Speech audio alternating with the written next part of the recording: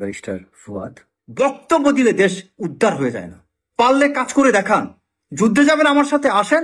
এক সেনাপ্রধান, তাকে নিয়ে আপনার এত মাথা ব্যথা যে আপনি ঢালাভাবে সমস্ত সেনাবাহিনী সমস্ত কর্মকর্তা নিয়ে আপনি চাকর বাকর বলতেছেন। আপনি কি এমন জিনিস হয়ে গেছেন? এক খালি সোশ্যাল মিডিয়াতে ভাইরাল হয়ে আপনার এবি পার্টিতে যে কজন লোক হয় তার চেয়ে বেশি লোক ডিজে পার্টিতে হয়। আমি গ্যারান্টি দিয়ে বললাম, সোনাগা হোটেল বৃহস্পতিবার দিন ডিজে পার্টি হয়, সেখানে এর চেয়ে বেশি লোক হয়। যান খোঁজ না দেখেন। এবি পার্টি নিয়ে আসছেন আপনি। আমার এলাকায় আসেন, দেখেন আপনার আমার এলাকাতে এবি পার্টির অস্তিত্বই নেই। বাংলাদেশে কয়টা জায়গায় আপনার পার্টি আছে বলেন? সোশ্যাল মিডিয়া ছাড়া আপনাকে কোথায় কোন জায়গায় কি আছে? আপনার সাথে আমি ওপেন, আপনি কোন টপিক নিয়ে আপনি একটা যে কোনো বইয়ের কোরআন শরীফের কোনো আয়াত তর্জমা করবেন, আপনার যদি ভালো করতে না পারি আমি ইসলাম ত্যাগ করব। সীমার বাইরে আপনি কথা বলবেন না। আপনি যথেষ্ট সীমা লঙ্ঘন করেছেন। আপনার কথা জুলুম হচ্ছে সেনাবাহিনীর প্রতি, সেনা কর্মকর্তাদের প্রতি আপনি মারাত্মক রকম জুলুম করছেন। স্টপ অল দিস ননসেন্স, এগুলো বন্ধ করেন আপনি। আমি যদি সত্যি কথা এই মুহূর্তে আমি যে পুলিশ অফিসার হইতাম বা কোনো থানার দায়িত্বে থাকতাম, আপনাকে ম্যানেজ করতাম। কারণ আপনি পরিস্থিতি খারাপ করছেন, আইন শৃঙ্খলা অবনতি ঘটাচ্ছেন আপনি। বাংলাদেশের মানুষ আইন অনেকে জানে না বিধায় আপনারা এই কিছু আইনজীবীরা আপনারা কিছু সুযোগ নিতে পারছেন। আর বাংলাদেশের আবেগপ্রবণ জাতি, তাদের ধুমধাম কিছু কথা শুনলে, আওয়াজ টাওয়াজ শুনলে, একটু কিছু ইংরেজি ব্রিটিশ অ্যাকসেন্ট শুনলে তো আরো পাগল হয়ে যায়। এই জাতির সমস্যাটা হচ্ছে তাদের মন ছোট, যে কারণে তারা অনেক ক্ষেত্রে আপনাদের মতো মানুষ তাদেরকে মাতাল বানাইতে পারে বক্তব্যের মাধ্যমে। আমি তো দেখি না যে আপনার এই কোন ইম্প্যাক্টফুল কোনো কিছু আপনি করছেন। I never see. সুন্দর বক্তব্য দিচ্ছেন, সো হোয়াট? আপনার কন্ট্রিবিউশন কেন, আমার কন্ট্রিবিউশন কি ভাই? এই বাংলাদেশে গত 25 বছরে I have enough contribution I have. আপনার কি কন্ট্রিবিউশন বলেন? কয়টা রাত জেগেছিলেন? রাতের পর রাত জেগে আমরা অপারেশন করছি। আপনি কি করতেন? তত্ত্বাবধায়ক গভর্নমেন্ট আমলে চাইলে কোটি টাকা কামাই করতে পারতাম। এখনো তো আমরা ঋণ করে চলি। আপনার তো এত মনিপুতের মতো আমরা চলি না ভাই। দয়া করে আমার সেনা কর্মকর্তাদেরকে নিয়ে তামাশাটা কথা না। আমার সেনাবাহিনীর কোন কর্মকর্তাকে নিয়ে কখনো আপনি চাকর বাকর এসব শব্দ বলবেন না। We are king commission officer, we are not bloody servant. আমরা সেবক, চাকর না। সেবক আর চাকরের মধ্যে পার্থক্য আছে। আমরা সেবক, দেশের জন্য জীবন দিতে পারি। আমরা দেশ সেবার জন্য নিজেদেরকে আত্মনিয়োগ করেছি। We are king commission officer. আমি ওয়ার্ল্ডের যেখানে যাব, যেখানে যে আমার র্যাঙ্কটা বলবো, আমি আই উইল গেট স্যালুট। এটা globally we are suppose to receive it. আপনি কে? হু আর ইউ? আপনি একজন ব্যারিস্টার বাংলাদেশের বাইরে আপনি কে? লন্ডনে যে একটু লাফালাফি করতে পারবেন না, বাট আমি প্রোটোকল পাবো ওয়ার্ল্ডের সব জায়গায়। কারণ কি? আমি বলতে আমরা বাংলাদেশ না, ওয়ার্ল্ডের সব সেনা কর্মকর্তা পাবো এটা। বিকজ আমাদের সেই কষ্ট আমরা করি, এটা আমাদের অর্জন। সম্মান করেন ভাই, মানুষকে অসম্মান করেন না। আমার কথা কষ্ট দিয়ে থাকলে আন্তরিকভাবে দুঃখিত। আমরা অতি আহত হয়েছি, অনেকগুলো অফিসার ক্ষত বিক্ষত হয়েছে, আপনি অন্তরে আঘাত দিয়েছেন, সেজন্য এই কথাগুলো এইভাবে বলেছি। আমার এক্সপ্রেশন যদি অন্যরকম হয়ে থাকে সেজন্য আমি ক্ষমা প্রার্থী। কিন্তু আমার উদ্দেশ্য আপনাকে অসম্মান করানো। আমাদের সেনা কর্মকর্তাদেরকে সম্মান করুন। আমাদের সেনা প্রধানের বাইরে, তার আদেশের বাইরে আমরা সেনা কর্মকর্তারা যেতে পারেন না। আর সেনা কর্মকর্তারা যে ভূমিকায় 5 আগস্টে নিয়েছে, প্রত্যেকটা অফিসারের ফাঁসি হতো যদি আওয়ামী লীগ ক্ষমতা আসতো। আপনার কি হতো বলেন? আপনার কি হতো? আপনি একটা মামলা হলে জামিন নিয়ে দাঁড়া যেতেন। আর আমাদের কি হতো জানেন? আপনি সেনা আইন সম্পর্কে জানেন কিছু? 5 আগস্টে এই যে আপনার জেনারেল মাইনুর এখন লেফটেন্যান্ট জেনারেল হয়েছে, আটকের জিওসি, তিনি চিটাঙ্গে যা কাজ করছেন, যদি আওয়ামী লীগ ক্ষমতা আসতো ওনার চাকরি যেত। লেফটেন্যান্ট জেনারেল তো পরের কথা। সাওয়ারডিপের জিওসি, ওনার তো কোর্ট মার্শালে ফাঁসি হইতো। এরকম অনেক সেনা কর্মকর্তা আছে, তারা যে ভূমিকা রেখেছে 5 আগস্টের দিন, খালি আওয়ামী লীগ টিকে যেত, দেখতেন কি হতো। আপনি ভাই মামলাটা হতো, একটা জামিন পেয়ে যাইতেন। আমাদের সেই অবস্থা হইতো না ভাই। গত 15টা বছর আমরা সেনা কর্মকর্তা কি দিয়ে পার করেছি এটা আমরা জানি ভাই। অন্তরের মধ্যে ভালোবাসা তাও রেখে দিয়েছি দেশের জন্য, বিগড়ে যায়নি। যেই দেশের সেনা কর্মকর্তাদেরকে জঙ্গি বানানো হয়, সেই দেশের সেনা কর্মকর্তাদের কথা বলতে লজ্জা করে না আপনাদের? যে দেশের সেনা কর্মকর্তাদেরকে জঙ্গি নাটক বানায়, জঙ্গি বানানো হয়েছে আওয়ামী লীগের সময়, যে আওয়ামী লীগ সেনাবাহিনী মেরুদণ্ডটাকে তছনছ করে দেওয়ার জন্য এমন কোনো চেষ্টা নাই, করে নাই।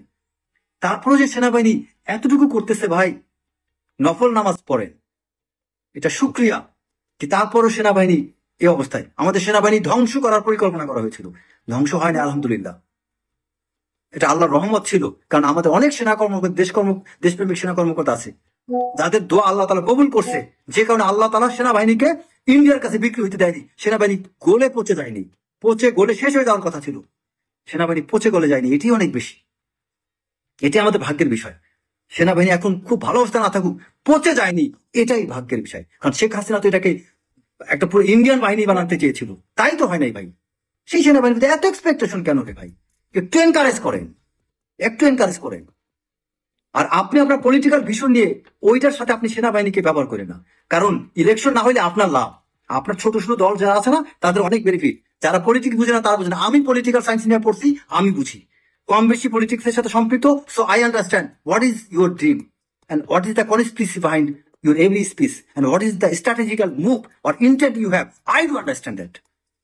আপনার স্ট্র্যাটেজিক ইন্টেন্টটাকে একদিকে সফল করার জন্য আপনি আরেকটা দিকে ঢিল মাইরেন না।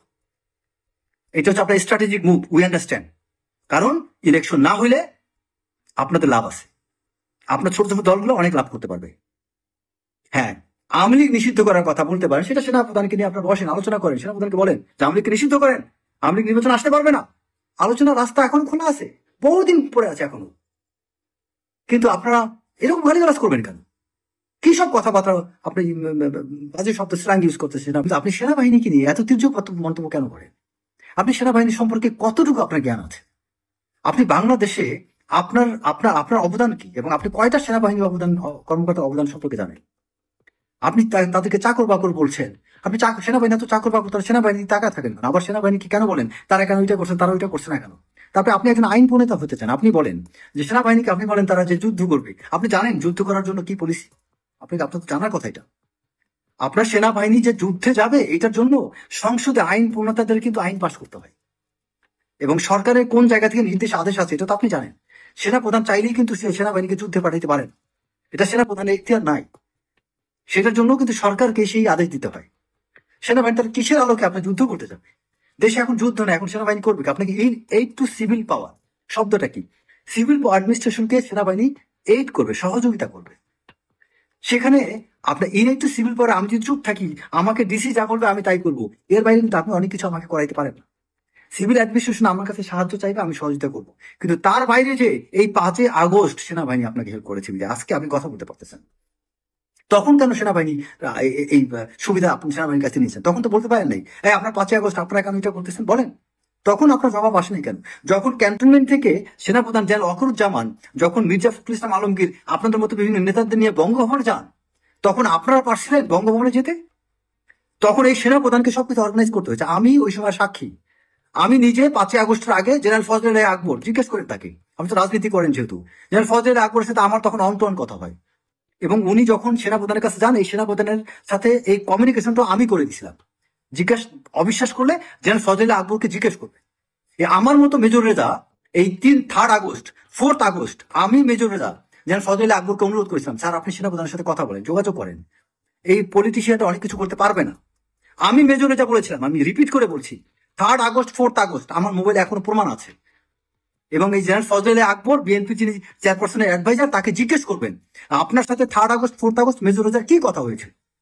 সেদিন জেনারেল ফজলে আকবর সাহেবকে আমি সেনাপ্রধানের মোবাইল নাম্বার, সেনাপ্রধানের পিএস ছিল তখন military adviser brigadier general Kamrul Hasan, তার নাম্বারটা আমি তাকে দিয়ে বলেছিলাম যে আপনি তাকে ফোন দেন। এবং তারপরে তিনি তাকে সেনাপ্রধানের অ্যাপয়েন্টমেন্ট ফিক্সড করে দেন, দেন সেনাপ্রধানের সাথে তিনি কথা বলেন। তারপরে ওই পরের দিন 5 তারিখে সেদিন এই সেনাপ্রধান তখন ফজলে আকবরকে বলেন, স্যার আপনি বিভিন্ন পলিটিক্যাল পার্টির প্রধান বা স্পোক্স পার্সনদেরকে ডাকেন। তখন এই ফজলে আকবর মির্জা ফখরুল ইসলাম আলমগীরকে খবর দেন। জোনায়েদ সাকি, তাকে আমি নিজে ফোন করে রেখেছিলাম, জিজ্ঞেস করেন তাকে, আপনি না রাজনীতি করেন, জোনায়েদ সাকি জিজ্ঞেস করেন যে আপনার ওয়াইফকে এবং আপনাকে মেজর রেজা সাহেবকে খবর দিয়েছিল। আজকে বাধ্য হচ্ছি এত কথাই গোপন কনফিডেন্সিয়াল কথাগুলো বলতে। তখন আপনারা কোথায় ছিলেন? আমি মেজর রেজা যা করেছি 5 তারিখে, 3 তারিখে, 2 তারিখে, 16 তারিখে, 17 তারিখে, 18 তারিখে, আপনি ফুয়াত্তা করেন না। আমি মাঠে ছিলাম, ঢাকা ইউনিভার্সিটির মাঠে ছিলাম, আপনি বক্তব্য দিয়েছেন, ভাইরাল হয়েছেন। আর আমি মাঠে ছিলাম সেদিন, আমার বাসার নিচে লেফটেন্যান্ট কর্নেল সরার ডিজিপাই পাঠিয়েছিল আমাকে ধরে নিয়ে যাও, এটা প্রমাণ আছে। আমাকে গাড়ি চাপা দিয়ে মেরে ফেলতে চেয়েছিল জিয়াউল হাসান, এটা ডিজিপাইয়ের কাছে প্রমাণ আছে, খোঁজ নিয়ে দেখেন। কোনোদিন তো বলতে আসি নাই, কারণ দেশ সেবার জন্য শপথ নিয়েছিলাম, দেশ সেবার জন্য কাজ করতেছি, এটা আমার দায়িত্ব, ফুটানি করা আমার কাজ না। আমরা সেনাবাহিনী গোপনে কাজ করে যাই ভাই, আমরা দেশ রক্ষার জন্য আমরা কাজ করে যাই নীরবে নিভৃতে। আর আমরা যখন মাঠে আমরা নামি, তখন আমরা কে আওয়ামী লীগ কে বিএনপি এগুলো চিন্তা করি না, আমরা তখন দেশের কথা চিন্তা করি। কোন একটা সিদ্ধান্তে আর সেনাবাহিনী হচ্ছে একটা অনম্যান শো, সেনাপ্রধান যা বলে সেনাবাহিনী তাই মানবে। যদি কোনো একটা ভুল থাকে, সেনাপ্রধান একা হয়তো কোনো একটা ভুল করতে পারে, তিনি অনেকগুলো ভালো কাজ করছেন, একটা দুটো ভুল থাকতে পারে, কিন্তু সেনাবাহিনীকে আপনি চাকর বাকর বলতে পারেন না। সেনাবাহিনী চাকর বাকর না। আপনি যে তুচ্ছাত্মক শব্দ ব্যবহার করছেন সেনাবাহিনী সম্পর্কে, এটা খুবই আপত্তিকর, খুবই আপত্তিকর। ফুয়াদ সাহেব, আপনি এইভাবে আমাদেরকে আপনি আহত করে কথা বলতে পারেন না। আপনি তো ধর্ম পালন করেন, আমি যতদূর জানি আপনি ধার্মিক মানুষ, তাহলে এইভাবে একটা বাহিনীকে নিয়ে এইভাবে তুচ্ছাত্মক ভাবে কথা বলবেন কেন? আপনি সেনাবাহিনীর আজকে প্রত্যেকটা সেনা সদস্য যে পরিমাণে কষ্ট করছে আমি জানি। আমি 4-5টা ব্যাটালিয়নে চাকরি করেছি, আমার ব্যাটালিয়নের সৈনিকদেরকে আমি দেখেছি কি কষ্ট করেছে। 5 তারিখে, 6 তারিখে, 7 তারিখে উত্তরা, মোহাম্মদপুর, মিরপুর, ভাসানটেক অনেক মানুষ আমাকে ফেসবুকে আমাকে ফোন দিয়েছে, তাদের প্রত্যেককে রেসপন্স করেছি। আপনি আপনি কয়জনকে হেল্প করেছেন ভাই আপনার জীবনে? বক্তব্য দেন। আমি রেজা কতজনকে হেল্প করছি আপনি জানেন? এই 5ই আগস্টের পরে কতজনকে উপকার করেছি জানেন না ভাই? আপনি ফুয়াদ সাহেব আমার কাছে ফোন করে উপকার চাইলে আমিও আপনার জন্য দৌড়ে যেতাম। ভাই আমরা হচ্ছে ওই রকম, আমাদেরকে কেউ সাহায্য চাইলে পারি না পারে আগে যাই, কাজ করতে যাই 10টা ভুল হতে পারে ভাই, 100টা কাজ করলে 10টা ভুল হতে পারে, কিন্তু আমরা কাজ করি, we work, we are not getting viral. আমরা ভাইরাল হওয়ার জন্য মুখরোচক বক্তব্য দিয়ে বেড়াই না ভাই। আপনি যেভাবে আপনি ভালোভাবে আপনি সেনাবাহিনীকে বক্তব্য দিচ্ছেন, সেনাবাহিনী পুরো ক্লোজ করে দেন, বাদ দিয়ে দেন না, দেখি না দেশ চালান। সেনাবাহিনী আজকে থেকে বাদ পারবেন চালাইতে? সেনাবাহিনী একদম সেনাবাহিনীর যা করার কথা তাই করবে।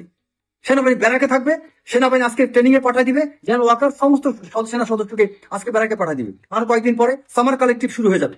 সামার কালেকটিভের এখন প্রস্তুতি গ্রহণ করুক, উনি প্রত্যেকটা ব্যাটালিয়ন কোম্পানি ট্রেনিং এর কাজ শুরু করে দেব, ফুল সেনাবাহিনী ব্যারাকে যান, দেখে আপনি দেশ চালান না কি করতে পারেন। আপনার হাত কি মুরাদ আছে ঠেকান না। আপনি আওয়ামী লীগের সময় বক্তব্য দিচ্ছেন, কি করতে পারছেন, কি উল্টাইতে পারছেন? আপনার বক্তব্য কি হয়েছে? বাংলাদেশ কি উদ্ধার করছেন আপনার এক বক্তব্যের মাধ্যমে? বলেন। সুন্দর বক্তব্য দিয়েছেন, ভাইরাল হয়েছেন, আপনার বক্তব্যে আমিও ফ্যান, সো হোয়াট? এতে কি উন্নতি হয়েছে? দেশটা কি বদলাইতে পারছেন আপনি? ইম্প্যাক্টফুল কি করছেন? মার্কেটিং একটা শব্দ আছে ইম্প্যাক্টফুল। আপনি যতই বক্তব্য দেন, যতই অ্যাডভার্টাইজমেন্ট দেন, আপনার ইম্প্যাক্ট কি ছিল বাংলাদেশের প্রতি? আপনার কোন কাজটা বাংলাদেশে কি ইম্প্যাক্ট আনছে বলেন? ইম্প্যাক্ট হচ্ছে জেনারেল ওয়াকারের রোল, যেই রোলটা আজকে ইকবাল করিম ভূঁইয়ার মতো একটা চমৎকার সেনাপ্রধান নিতে পারেননি বিধায় তিনি আজকে বিতর্কিত হচ্ছেন। ভদ্রলোক আজকে একটা ফেসবুক পোস্ট দিয়ে ক্লারিফিকেশন দিচ্ছেন, যেন ইকবাল করিম ভূঁইয়ার মতো একটা মানুষকে এই যে ক্লারিফিকেশন দিতে হবে, এইটি আমার কাছে খারাপ লাগে, কারণ হি হচ্ছে really he was one of the finest general, but একটা ভূমিকা নিতে পারেননি। সে 2014 সালে 15 সালে ইকবাল করিম ভূঁইয়া একটা ভূমিকা নিতে পারেননি বিধায়, সিদ্ধান্ত নিতে পারেননি বিধায় আজকে তিনি বিরাট। কিন্তু জেনারেল ইকবাল করিম ভূঁইয়া, এটা সত্য, অনেক জেনারেল অনেক ভালো একজন অফিসার, একটা সিদ্ধান্তের কারণে লোকটা আজকে ভিলেন হয়ে গিয়েছে, এবং একটা বক্তব্যের কারণে আজকে উনি বলেছিলেন রাওয়ার, সেও কিন্তু এই আন্দোলনের জন্য বলেছিল এনাফ ইজ এনাফ, এই শব্দটা অন্য জেনারেল নিতে পারেন, জেনারেল ইকবাল করিম ভূঁইয়া বলেছিল, কিন্তু তিনি একটা বক্তব্য দিয়েছিলেন যে সেনাবাহিনী ব্যারাকে ফেরত যাক। এই কথাটির কারণে আমরা সেনাবাহিনী কর্মকর্তারা এটা পছন্দ করি নাই, কিন্তু তারপর তো জেনারেল ইকবাল করিম ভূঁইয়ার ভূমিকা ছিল। আপনাদের ভূমিকা কি? আমাদের রিটায়ার্ড অনেক জেনারেল আছে, জেনারেল জামিল আহসান, জেনারেল রেজাকুল হায়দার, তারা কন্টিনিউয়াস ফেসবুকে পোস্ট দিয়ে গেছে। জেনারেল আজিজ, আপনার আমি জেনারেল আজিজ মানে সেনাপ্রধান না, মেজর জেনারেল আজিজ বীর বিক্রম, তিনিও ফেসবুকে লেখালেখি করতেন। আমাদের প্রচুর জেনারেল আপনার সৈয়দ আফজাল, তাদের ভূমিকা এদের নামই তো অনেকে চায় না, বাট আমি জানি তারা কি করছে। জেনারেল আনোয়ার, এরা অনেক জেনারেল অনেক ভূমিকা আছে, আপনারা জানেন কিছু?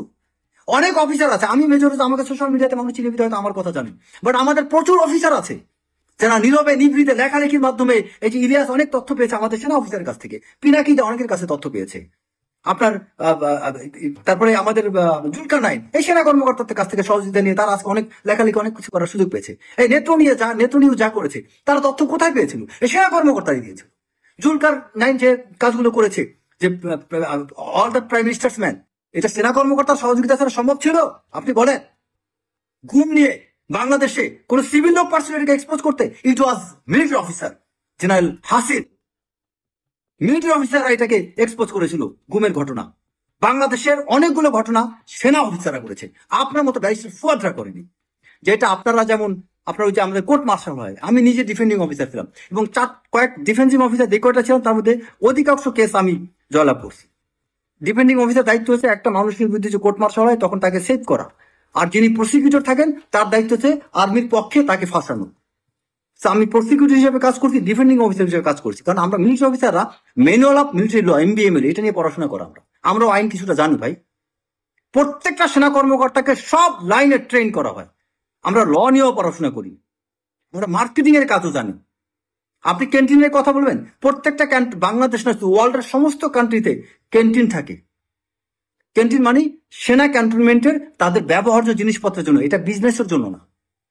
আর আপনি সেনা কল্যাণ যেটা দেখেন এটা রিটায়ার্ড অফিসাররা চালায়, না জেনে আর্মিকে নিয়ে কথা বলবেন না। হ্যাঁ, কিছু কিছু কাজ একটু বাড়াবাড়ি হতে পারে, সেটার জন্য তো আপনি ঢালাও ভাবে এটা করে, এবং সেই বাড়াবাড়িগুলো এই শেখ হাসিনার কারণে হয়েছে। শেখ হাসিনা ঢালাভাবে সেনাবাহিনীকে বিভিন্ন কাজে ইনগেজ করতে চেয়েছে, ভারত চেয়েছে সেনাবাহিনীকে আজে বাজে জায়গায় ইনগেজ করতে, বাট আমরা সেনাবাহিনী নিজেরা তো এটা চাইনি। আজকে আপনারা অনেক কিছু করতে পারতেছেন, খোঁজ নিয়ে দেখেন সেনাবাহিনীর ভূমিকাটা কি ভাই। আজকে রাস্তাঘাট কোথায় সেনাবাহিনীর অবদান নেই বলেন? বড় বড় প্রজেক্ট গুলো বাংলাদেশ সরকার কেন সেনাবাহিনীকে দেয়? সততার কারণে দেয়। একটা চুরি করলে ওটা নিয়ে খুব লাফালাফি করেন। আরেকটা কথা লাস্টে বলি, সেনা কর্মকর্তাদের করাপশন নিয়ে এত কথা কেন হয় জানেন? আমরা একজন সেনা কর্মকর্তা সৎ হইলে আরেকজন অসততা সহ্য করতে পারি না, তাই আমাদের সেনা কর্মকর্তাদের খারাপ দিকটা খুব দ্রুত ফ্লাশ হয়ে যায়। আর যারা বেশ আপনার ওই আদার ডিপার্টমেন্টে যারা আছে, ব্যুরোক্র্যাটস, সিভিল অ্যাডমিনিস্ট্রেশনে, তারা অধিকাংশ করাপশনের সাথে জড়িত। তারা মনে করে আমি যদি ওর চুরি নিয়ে কথা বলি ও আমারটা বলে ফেলবে, এই জন্য সবাই মিউচুয়ালি চুপ থাকে। আর আমরা সেনা কর্মকর্তারা আমরা মিউচুয়ালি চুপ থাকি না। কারণ কি? আমি জিয়াউল আহসানকে নিয়ে কথা বলি কারণ আমি তার মতো অন্যায় করি নাই।